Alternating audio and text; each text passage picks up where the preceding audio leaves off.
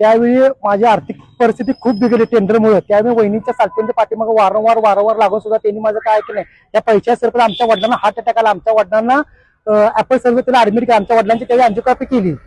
त्यामुळे सालपे वहिनीच्यामुळे सगळं झालेलं आहे। त्यानंतर त्यांनी मला बोलवून तुमचे पैसे देतो, ह्या मार्फत त्या मार्फत देतो, हे पण त्यांनी केलेलं आहे। आणि त्यांचाच पार्टीचा सचिव अविनाश रवींद्र तेली यांनी पण जवळजवळ का नाही माझ्याकडून 2-2.5 लाख रुपये मला फसवून माझ्याकडून त्यांनी पैसे घेतलेले आहेत। हे पैसे मी त्यांना चेक स्वरूपात दिलेले आहेत आणि हे मी सालपेवणी दाखवले असतात तरी सुद्धा त्यांनी म्हटलेले आहेत की पैसे घेतलेले नाहीत। म्हणजे असा न्याय का?